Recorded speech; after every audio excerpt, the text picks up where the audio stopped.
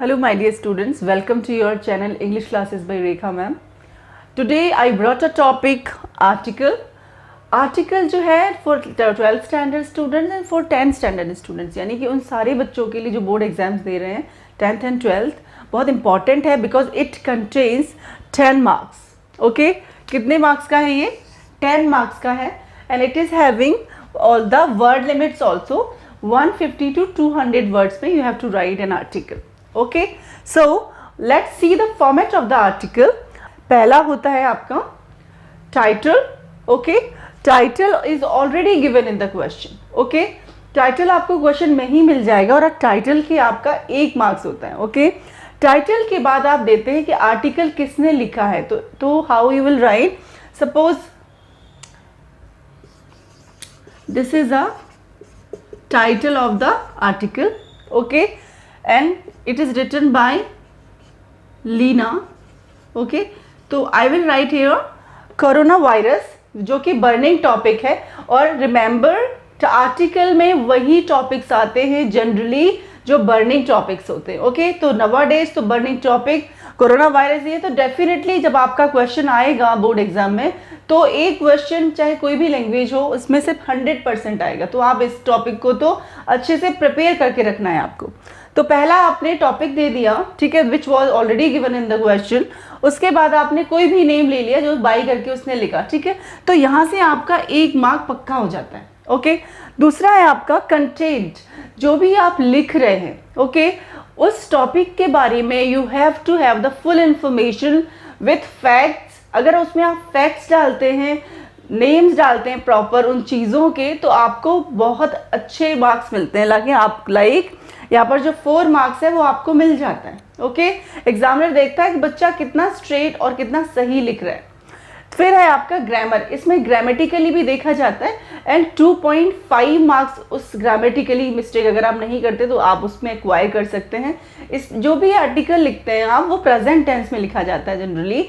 And present tense का video मैंने already बनाया हुआ है, सारे टाइप्स मैंने उसमें बताए हुए हैं कितने काइंड्स के होते हैं, और उनको जाके आप देख सकते हैं. तो आपके इस जो टेंसेस ग्रामर से रिलेटेड डाउट्स हैं वो भी खत्म हो जाएंगे. ओके, फिर आते हैं आपका कोहेरेंस एंड रिलेटिव आइडियाज़, यानी जो आप थॉट्स दे रहे हैं आर्टिकल राइटिंग में, जो आप आइडियाज़ दे रहे हैं उस आर्टिकल में, वो बिल्कुल रिलेटिव होने चाहिए. ठीक है, उसके कितने मार्क्स हैं आपके? 2.5 मार्क्स इट कंटेन्स. ओके, तो टाइटल का 1 mark, title and name of the writer, and the content is having 4 marks, grammar is having 2.5 marks, and coherence and relative idea is having 2.5 marks. okay, इस article में आपको बहुत ज़्यादा formal नहीं होना, क्योंकि ऐसा कुछ नहीं है कि आपको ये चीज़ यहाँ देनी. जैसे लेटर्स में हमें बहुत सारे फॉर्मेट्स होते थे, एक एक चीज़ को स्टेप बाय स्टेप लेना पड़ता था, बट इसमें ऐसा कुछ नहीं, सिर्फ टाइटल देके सीधा आप कंटेंट पर आ जाते हैं. ओके, अब यहाँ पर क्या होता है, जैसे मैंने बोला कि topic is corona virus. Okay, तो corona virus from where it originated, तो आप लिखें corona virus is a virus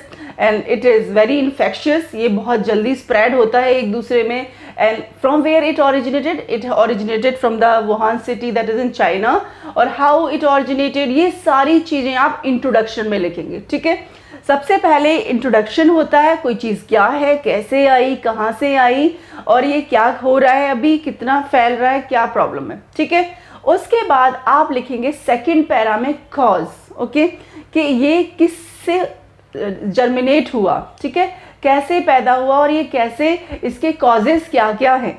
ठीक है, उसके बाद आप जब आपने दे दिया कॉजेज में, आप दे देंगे क्या क्या प्रॉब्लम होती है इसमें, लाइक ब्रीदिंग प्रॉब्लम होती है, और उसके बाद आप मीन्स फीवर होता है, मतलब सारे वो सिम्टम्स बताएंगे इसके बारे में. ओके, इसके बाद आप लिखेंगे कि इसके मेरिट्स क्या है. अब जाहिर सी बात है, कोरोना वायरस है तो इट इज़ वेरी इन्फेक्शियस, इसलिए very dangerous, it is widely means affecting the whole world. Okay, तो मेरिट्स में आप ये ले सकते हैं कि इस वायरस ने हमें ये सिखाया कि इससे भी बड़ी कोई चीज़ हो सकती है. And secondly, how to take the precautions of the things. okay, how to do the preparations.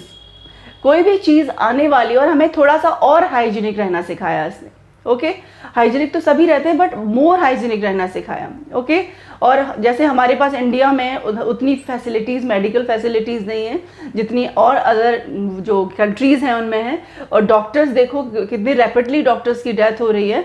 तो इसने हमें सिखाया कि हमें वो जो है हमारा डॉक्टर्स वाला पार्ट, जो मेडिकल वाला पार्ट, जो फैसिलिटीज़ वाला पार्ट है, उसको और स्ट्रॉन्ग करने की ज़रूरत है। ओके।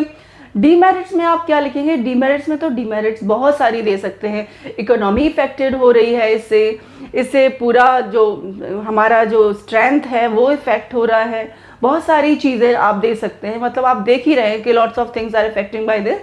तो ये सब मतलब आपको अपने वर्ड्स को बहुत ही टेक्निकली प्रेजेंट करना है और अपनी चीज़ों को बहुत ज़्यादा लंबा नहीं खींचना, शॉर्ट और स्वीट लिखना है आपको आर्टिकल। ओके। आर्टिकल के लिए दो बहुत इंपॉर्टेंट टेक्निक्स होती हैं। एक तो आपका जो कंटेंट है वो बहुत अच्छा होना चाहिए, दूसरा है आपकी टेक्निक अच्छी होनी। टेक्निक से मीन्स यही है कि आपको पता हो कि कौन सी चीज़, जैसे इंट्रोडक्शन, ये बच्चे कुछ भी स्टार्टिंग में लिखना शुरू कर देते हैं, शुरुआत से लिखिए, लास्ट तक उस स्टोरी का लिंक नहीं टूटना चाहिए। ओके। और लास्ट में आप लिख देंगे तो हो गया introduction, then cause, then merits, demerits, then after आपका कंक्लूजन। इसमें कोई हेडिंग नहीं होती, ये सब आपको पता होता है कि इंट्रोडक्शन में इंट्रोडक्शन देना है, ठीक है, जिसमें आप कोई हेडिंग नहीं डालेंगे। इसमें हेडिंग है सिर्फ आपकी कोरोना वायरस, यानी कि जो टॉपिक दिया है और जिसने लिखा है, फिर बस आपका यहाँ से शुरू हो जाता है। ओके। ये आपका पार्ट हो गया इंट्रोडक्शन का। इसके बाद मैंने पहले ही बताया, इंट्रोडक्शन लिखना नहीं, आपको मन में पता होना चाहिए कि हाँ मुझे इसके बारे में बताना है। ओके। फिर आपका कॉज, फिर आपके मेरिट्स, फिर डिमेरिट्स, फिर उसके बाद आपका सजेशन कि आप क्या करेंगे इसके लिए। तो क्या करेंगे, अपने आप को और सेफ रखेंगे और प्रिवेंटिव्स लेंगे, ठीक है। तो सजेशन में आप यही दे सकते हैं कि अपने आप को हम और बिल्डअप करें, ठीक है, अपने आप को सेफ रखें, किस तरह से चीज़ें वियर करें, जैसे मास्क वियर कर रहे हैं आजकल सारे ही लोगों को करना ही पड़ रहा है, दैट इज़ मोर इम्पॉर्टेंट, ठीक है। तो कहने का मतलब यही है, आर्टिकल राइटिंग में आपको बहुत शॉर्ट, बहुत स्वीट और बहुत ज़्यादा लंबा नहीं, अपने वर्ड्स को लिमिटेड करके आप इस आर्टिकल को कंप्लीट कर सकते हैं। और आर्टिकल राइटिंग बहुत इजी है, टॉपिक आपको पता होता है, फैक्ट्स रख देना, जैसे मैंने वुहान सिटी कहा तो ये फैक्ट है और एक जगह का नाम भी हो गया, तो सामने वाले एग्जामिनर को पता होता है कि बच्चे को नॉलेज। ओके। तो आई थिंक आपको ये पूरा समझ में आया होगा माय डियर स्टूडेंट्स। एंड जब भी देखते हैं आप वीडियो को तो पूरा देखा करें, क्योंकि अगर आधा देखा आपने तो आपको कुछ समझ नहीं आएगा, है ना। हाफ नॉलेज तो कुछ मतलब ही का ही नहीं होता। ओके। तो so thank you so much for watching, keep smiling, be happy.